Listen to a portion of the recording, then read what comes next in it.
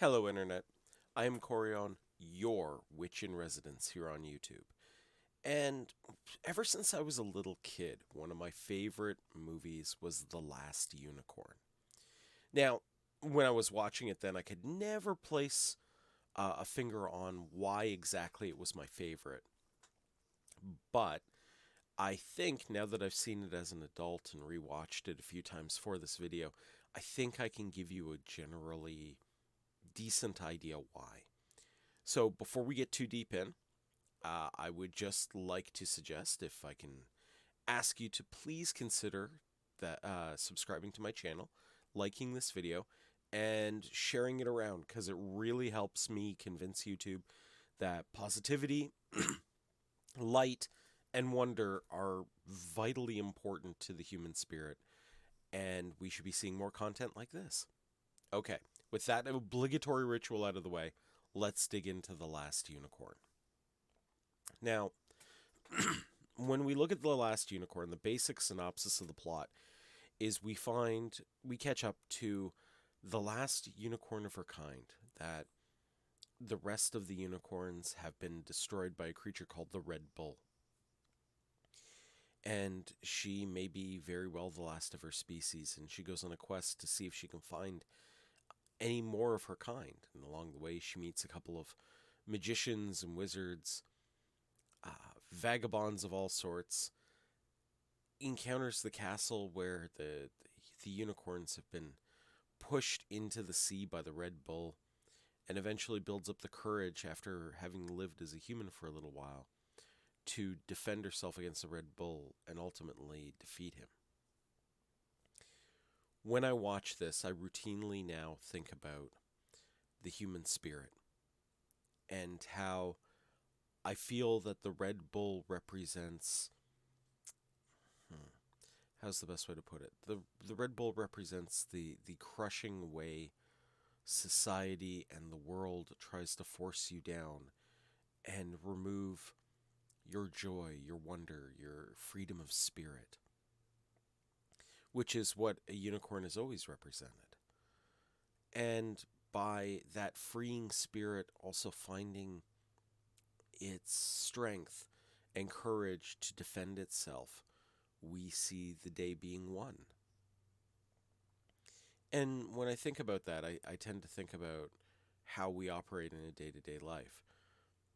Let's be honest, a 9 to 5 workday seems almost designed to crush the human will to explore, to dream, to wonder. And it doesn't have to, I think, is what the main message of this movie is. You don't have to be crushed by the weight of your responsibilities if you face them with some bravery, with some grace, with that inner fire that we all have. And by doing that, by defeating our own, Red Bull, we can move on and we can become greater than we are.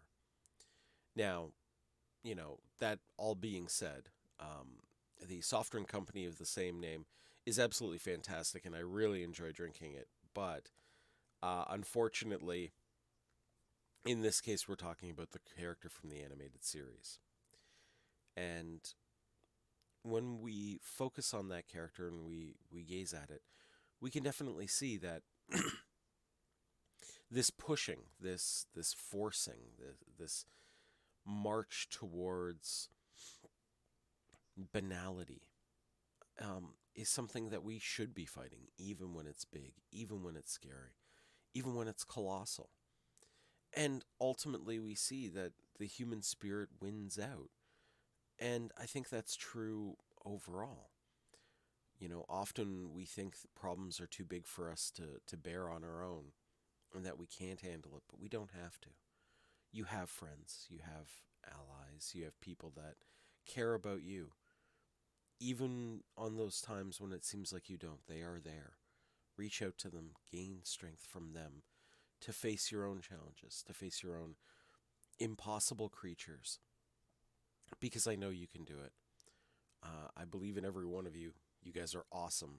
I mean, you chose to follow my channel, so you've got to have something going for you. And also know that I'll be there for you. Anytime you guys need a little bit of a buff in the spirit, being told you're worth it, being told you can face the grind, the harsh, mundane world, you can, because there's wonders out there. And money is a necessary evil to be able to go and explore them. So keep that in mind. Don't let the grind get to you, because ultimately, when you go into work, when you go into that PTA meeting, when you go into the homeowners association meeting for the 15th time this week, remember that it's trying to wear you down so that you'll give in, but you don't have to. And that ultimately, existing as a hopeful, wonderful, free person will win out. You'll get what you need to go and explore your dreams. And that's ultimately what it's all about, is getting the resources together to explore those dreams. And I would love to hear about life-changing vacations you've taken, or things that you worked for that were so gratifying at the end that it recharged you and reinvigorated you to move forward. I think that'd be a wonderful set of success stories, and a wonderful thing that I think I'd love to hear from all of you. Today is going to be a bit of a short episode. Um, my wife was doing a craft show over the weekend and was incredibly successful, but the whole house here is exhausted now from getting it all ready, getting it taken down, put up, and what have you. So I'm going to end off a little quicker. This week we are going to have a transmission from the Rogue Council. I'm really looking forward to it. I hope you guys are as well. Thank you so much. Merry meet, merry part, and merry meet again. Take care, everybody.